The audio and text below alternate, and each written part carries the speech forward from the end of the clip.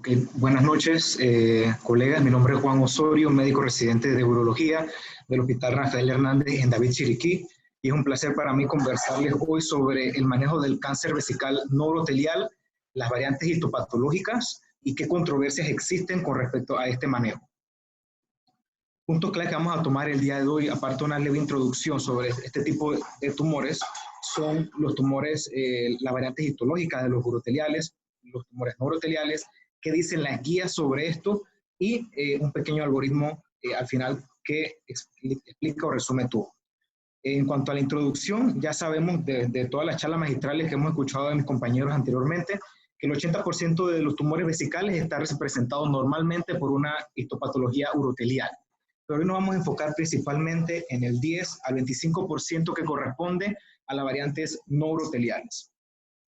Es importante saber que existen este 10 al 25% de estos tumores, porque de este 10 al 25% se describen tasas de metástasis ocultas hasta un 44% dentro de estas variantes, y aparte unas tasas de subestadiaje de hasta un tercio de los pacientes.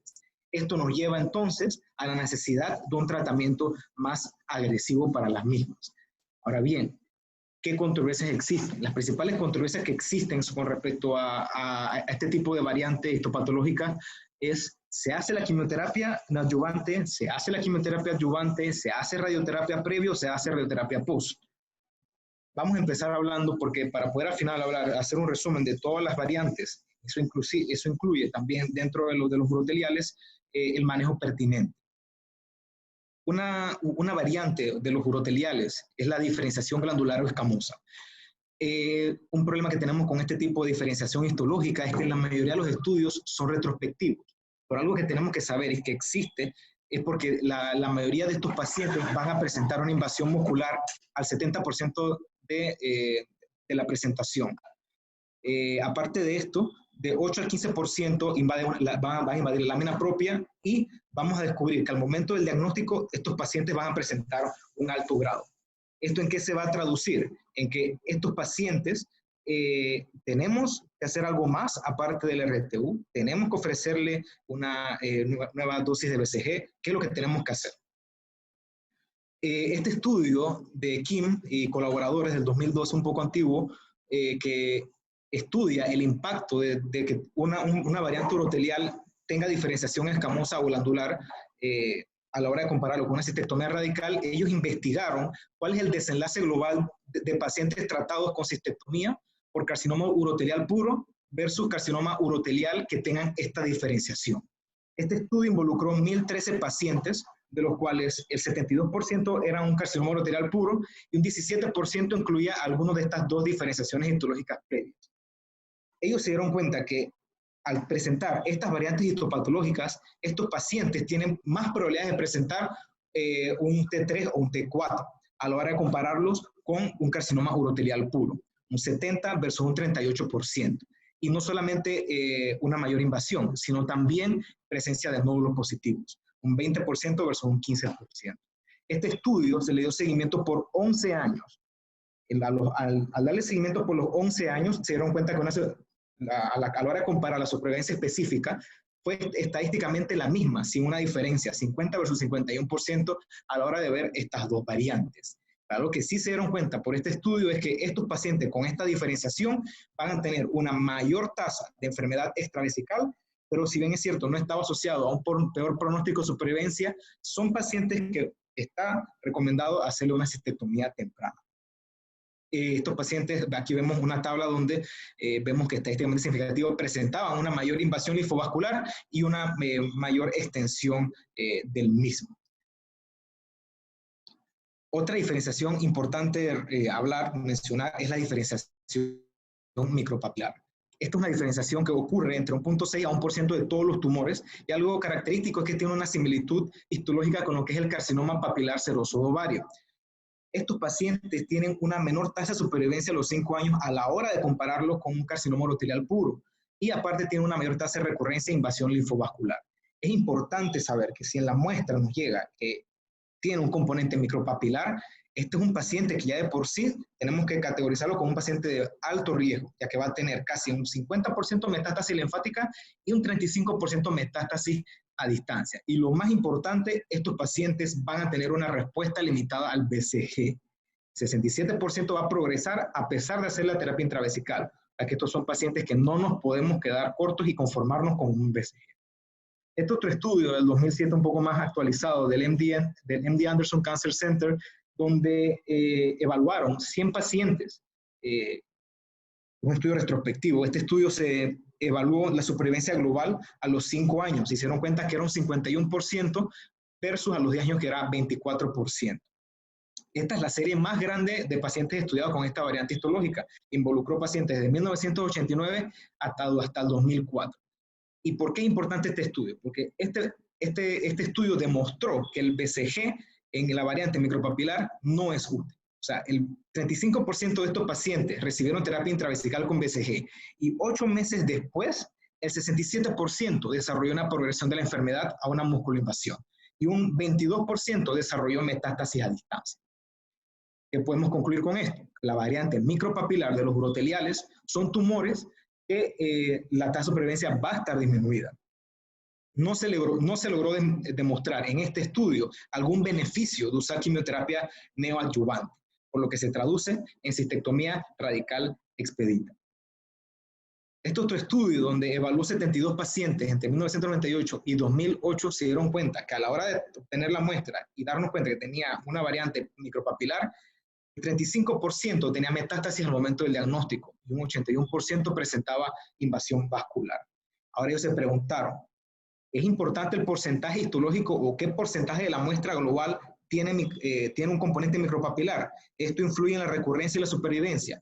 Para eso, ellos dividieron con Perat y colaboradores 3 grupos.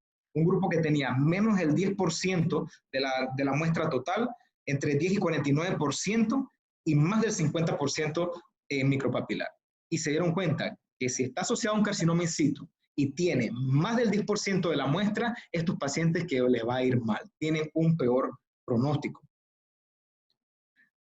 Este es otro estudio de Willis y colaboradores, un estudio retrospectivo donde evaluaron un poco más de pacientes, 283 pacientes.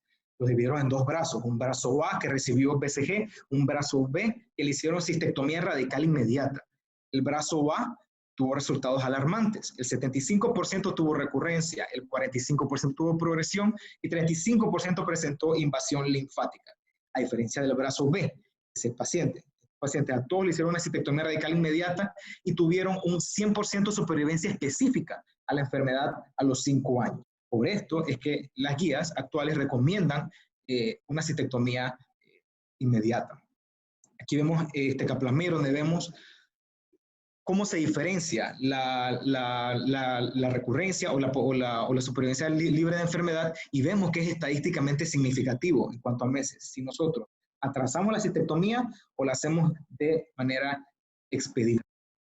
Ellos también dividieron la histología dependiendo del porcentaje, donde a pesar de tener un mejor pronóstico, si existía menos de un 25% de un componente micropapilar, esto sigue siendo inferior a la hora de compararlo con una cistectomía radical. Este otro estudio retrospectivo de Gonem y colaboradores hasta el 2010, ellos evaluaron, ¿es necesario darle una terapia sistémica neoadyuvante a estos pacientes? No parece influenciar en el resultado clínico. Inclusive, esto lo como se me reflejó en las tablas, en las Kaplan-Meier previas, esto puede atrasar el manejo ideal con una cistectomía. Esto se va a traducir entonces en una afectación de la supervivencia global. Y esto es más que nada debido a la similitud que estos tumores tienen en cuanto a la quimioresistencia con la variante de ovario. Está bien, ¿por qué son clínicamente más agresivos estos tumores? Este estudio, publicado de Chuanway y colaboradores, ellos analizaron la expresión molecular que explica por qué es tan agresivo esta variante. Ellos analizaron el perfil genómico de 89 pacientes y se identificaron más de 6.000 genes que tienen que ver con los carcinomas uroteliales. Y dentro de esto localizaron entonces los cuales tenían que ver con la variante micropapilar. Tiene varios patrones oncogénicos simultáneos, por esto es que es un tumor más agresivo. Dentro de esto tenemos el gen P53, ROA, glioblastoma, que tienen que ver con la transformación celular. También están alterados el clúster de las ciclinas, que tiene que ver con la regulación del ciclo celular. Y hay una predominancia de dos en específico, el MIR-296 y el RUF-BL1, lo cual nos sugiere que estos pueden ser el target para un tratamiento en el futuro. O sea, otra variante de los uroteliales es la diferenciación sarcomatoide, mejor conocido como carcinosarcoma. Este tiene dos componentes. También puede tener diferentes histologías. Puede tener osteosarcoma, condrosarcoma, rhabdomyosarcoma. Y estos tumores requieren manejo multimodal. La diferenciación plasmacitoide, si bien es cierto estos tumores son quimiosensibles, son también de mal pronóstico. Tiene una alta tasa de recurrencia y a pesar de tener los márgenes negativos, se dieron cuenta que el principal sitio de recurrencia de esta diferenciación histológica es el peritoneo. Ahora bien, a la parte que más más controversial, por decirlo así, los no uroteliales. Estos tumores existen diferentes, está el carcinoma escamoso, el de células pequeñas, el adenocarcinoma. Vamos a empezar hablando con el carcinoma escamoso. El carcinoma escamoso involucra hasta un 5% de todos los carcinomas vesicales, y dentro de los factores de riesgo para desarrollar este tipo de carcinoma tenemos las infecciones crónicas, litiasis y una exposición previa a radiación. Estos tumores se presentan con un alto grado y una alta tasa de invasión muscular. Pero si bien es cierto, tienen una alta tasa de invasión muscular, estos van a tener una menor tasa de metástasis a distancia a la hora de cuando aparecen con un músculo invasor. La mayoría de las muertes ocurren debido a una recurrencia locorregional y más del 75% van a recurrir localmente. Esto es un tipo de carcinoma que puede estar asociado a una bilharziasis o chistosomiasis o no. Ya recordamos nuestras clases de parasitología, el schistosoma hematobium es el principal ente que tiene que ver en lo que es los países de Egipto y aledaños, donde es más endémico esta enfermedad. Acá en el occidente, donde nos vamos a enfocar, donde los carcinomas no asociados a chistosomiasis, estos pacientes no están asociados a la chistosomiasis, pero sí están asociados a pacientes que tienen lesión medular, que se realizan cateterismo intermitente o tienen sonda permanente. También se describe casos por inmunoterapia intravesical. En este tipo de pacientes, la cistectomía radical es el tratamiento de elección. No fue concluyente si el análisis con radioterapia previa a la cistectomía. Este es un tumor que es quimioresistente, por lo cual no está indicado en ninguna guía darle una quimioterapia adyuvante ni neoadyuvante. Pero tiene un problema. Debido a la baja incidencia, existe una ausencia de estudios prospectivos. ¿Qué podemos hacer? Este es un tumor que ya sabemos cuál es su principal agente en países endémicos. El rol importante es en la prevención de la infección por el schistosoma hematobium. Se ha estudiado que existe una proteína llamada psoriacina donde se expresa en el epitelio escamoso y esto se puede manifestar en la orina de los pacientes con carcinoma y esto se puede entonces manifestar como un importante marcador para el seguimiento de estos pacientes. Tiene una tasa de supervivencia global a los 5 años del 50% y los dos factores pronósticos más importantes es el grado histológico y la invasión linfática. La mayoría de los pacientes, tanto asociados por schistosoma como por otras etiologías, están ya abáticos, son de alto grado y tienen invasión linfática. Un 8 a 10% las no asociadas al schistosoma y un 18% las asociadas a schistosoma. Solo que el pronóstico sí es un poco mejor para aquellos causados por el schistosoma hematobium. Ahora bien, en cuanto al manejo, aquí este estudio de El Ceballet y colaboradores del 2005, todos los estudios que tienen que ver con radioterapia como monoterapia son pobres y no se tiene información concluyente acerca de la misma. Con respecto a los que sí están asociados con schistosoma, tampoco está el rol de la radioterapia, y de hecho la terapia sistémica, la quimioterapia, ni neoadyuvante ni adyuvante, demostró eficacia. Cierto grupo de pacientes demostró una respuesta del 24% con el ciclo ITP, isofosfamida, paclitaxel y cisplatino. Este es un estudio de EDA y colaboradores de 2.031 pacientes. Este es un estudio de Egipto. Le dieron un seguimiento de 44 meses y ellos concluyeron un peor pronóstico para este grupo de pacientes si presentan márgenes positivos o si presentan invasión linfática. Otro subgrupo de los no uroteliales es el adenocarcinoma. Este es un carcinoma que involucra hasta un 2% de todos los tumores. Se van a dividir en dos categorías, aquellos relacionados al uraco y aquellos no relacionados al uraco. Los relacionados al uraco van a involucrar un tercio de todos los adenocarcinomas, el promedio de presentación es entre 45 y 55 años de edad y por lo regular se encuentran en el domo vesical. Los no relacionados al uraco van a tener como factor predisponente si tiene un paciente una metaplasia intestinal. Y estos pacientes tienen un alto grado al momento de la presentación. Se dice que histopatológicamente existe una mezcla entre el carcinoma de urotelio y el adenocarcinoma de colon. El paciente nos va a llegar con una masa palpable, además de la hematuria, y una secreción sugerente de moco. No existe estudios prospectivos clínicos con respecto a si darle quimioterapia adyuvante o no adyuvante, pero lo que sí existe un consenso claro es que se debe hacer una resección en bloque del uraco con cistectomía parcial o completa junto a una linfadenectomía bilateral. Estos pacientes van a tener una recurrencia local de 18% en 2 años y se puede utilizar quimioterapia, que ahora van a ver más adelante cuál es la quimioterapia utilizada, que es la misma que es del adenocarcinoma de colon. Algo que sí tienen que estar claro es que la cistectomía no hay guías que digan parcial o radical. Esto va a depender de la extensión tumoral de nuestro paciente. La cistectomía parcial está indicado siempre y cuando la capacidad vesical que se quede con el paciente luego de extraer en bloque todo el tumor sea suficiente como para un adecuado funcionamiento. Si nos queda poco tejido viable, evidentemente al paciente le va mejor con una cistectomía radical. Pero sí es mandatorio hacer la resección en bloque del uraco y la linfadenectomía.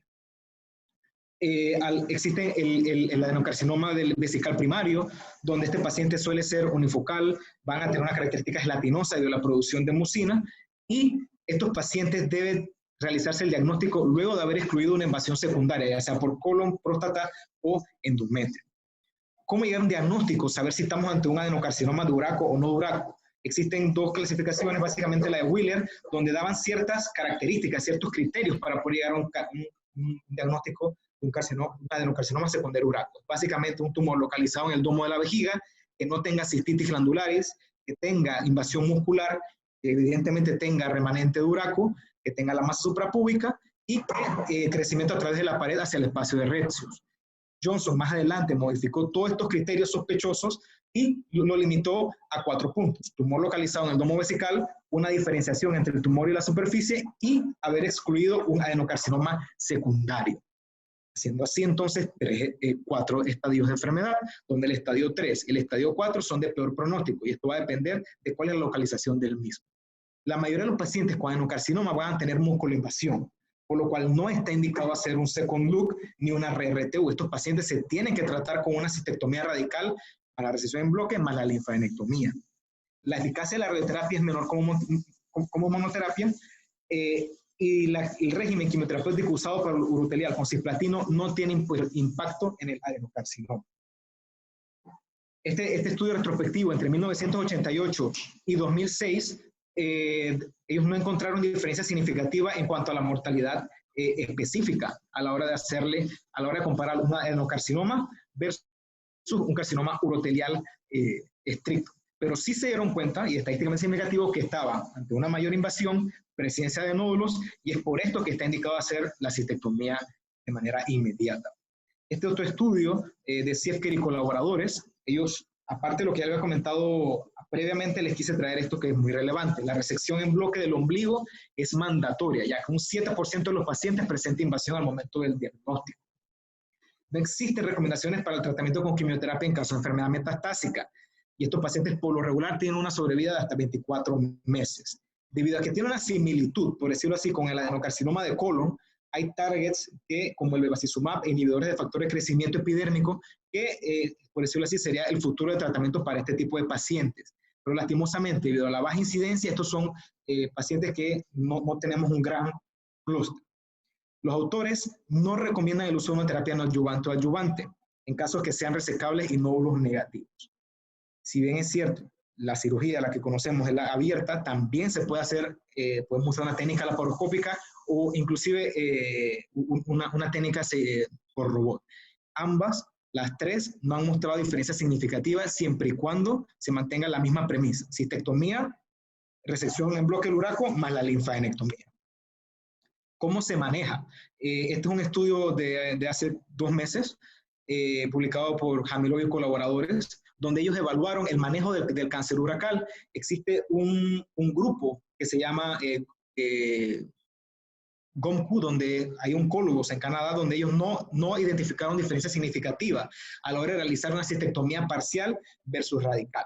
Pero como les comentaba, ellos recomendaron la cistectomía radical con resección en bloque más linfadenectomía solamente si es necesario para tener márgenes negativos, o si la cistectomía parcial, debido al tamaño y la invasión, va a resultar en una capacidad inadecuada o mal funcionamiento. Si presenta márgenes positivos o resección incompleta, se recomienda un second look. Ahora bien, en cuanto a la radioterapia y la quimioterapia, estos pacientes son pacientes que no van a ser particularmente radiosensibles, pero solamente está indicado la radioterapia en casos de aquellos pacientes que no son aptos para cirugía. En cuanto a la quimioterapia, tampoco existe un consenso a nivel mundial, pero el beneficio de la quimioterapia adyuvante es incierta y no se ha establecido un régimen específico. Pero si se va a usar un régimen, debido a la asociación que tiene con el adenocarcinoma, se puede usar el régimen FOLFOX, que al igual en ese tumor, que es un régimen de oxaplatino, leucovorina y cisplatina. Tiene que discutirse de manera multidisciplinaria este tipo de tumores. El manejo, si nos llega el paciente con una patología ya metastásica, esto sí apoya el uso de quimioterapéuticos que incluye 5-fluoracilo. Y el futuro es la implementación de tratamientos más dirigidos, como el cetuximab, el gefitinib, el bevurafenib y el atezolizumab, enfocándonos en esos tres genes. Otra variante, que es el carcinoma de células pequeñas. Esta variante es muy peculiar, debido a que se caracteriza por presentar metástasis temprana a cerebro y a hueso. Y es por esta alta tasa de metástasis que la quimioterapia tiene un rol primordial. De hecho, es el único tumor de todas estas variantes que les he comentado en donde está indicado darle quimioterapia no adyuvante en las guías. Esta quimioterapia consiste en isofosfamida, doxorubicina, etopósido y cisplatino, y se observó una supervivencia global. Lynch comparó darle isofosfamida, doxorubicina, etopósido, cisplatino, a no darle nada, quimioterapia no adyuvante, y vemos una diferencia de 195 meses versus 18 meses, y esto es una diferencia abismal. Y a la hora de compararlo a los 5 años, la supervivencia específica en la enfermedad, 79% versus 20%. Ahora bien, ¿cuál es el tratamiento indicado entonces para este tipo de estirpe? Darle quimioterapia no adyuvante, luego hacerle la cistectomía radical más la linfadenectomía. No tenemos que conformarnos con un RTU.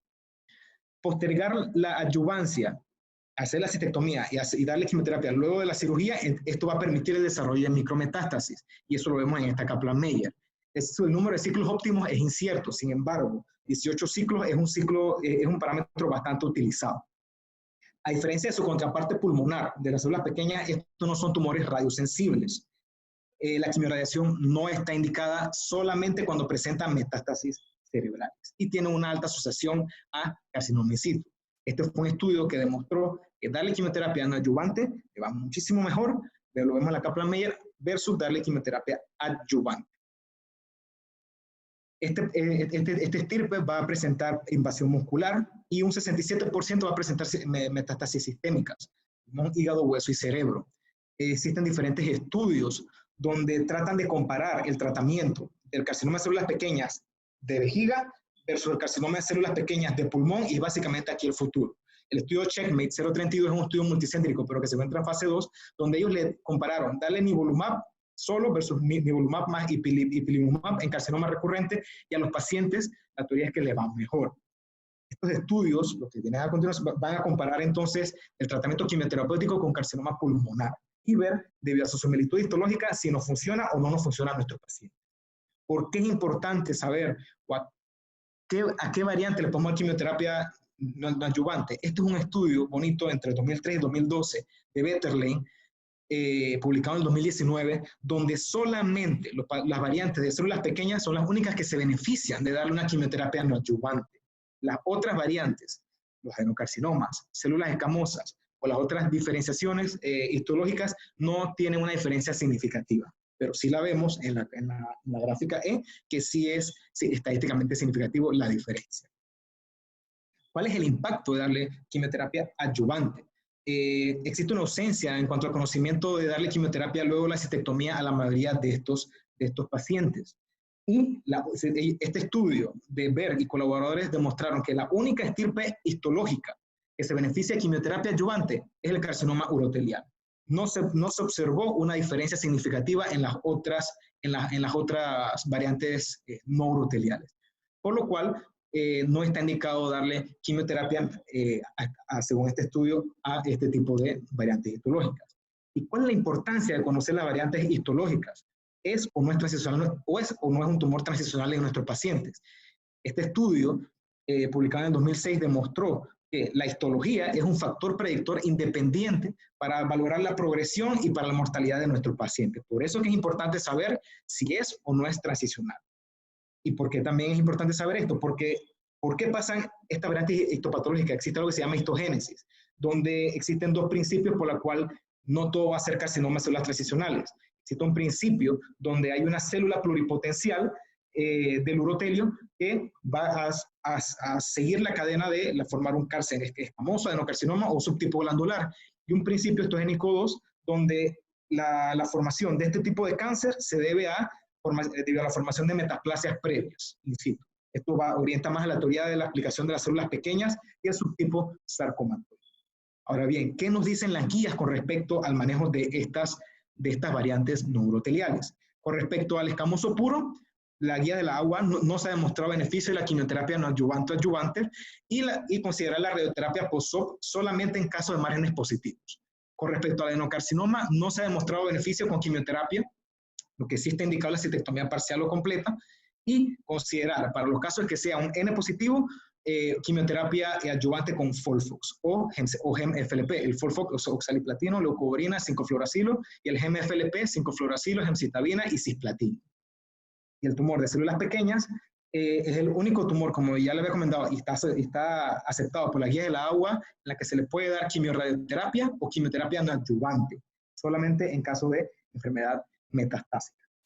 ¿Qué dicen las guías de la agua? Bueno, las guías de la agua no dicen nada con respecto a las variantes no uroteliales. Y ahora bien, ahora ya para concluir, después de hablar de más de 30 estudios en menos de 20 minutos con respecto a todas las variantes no uroteliales y otras variantes histopatológicas, con esto es lo que ustedes quiero que se lleven a su casa. Estas son básicamente un resumen de todo lo que hemos dicho.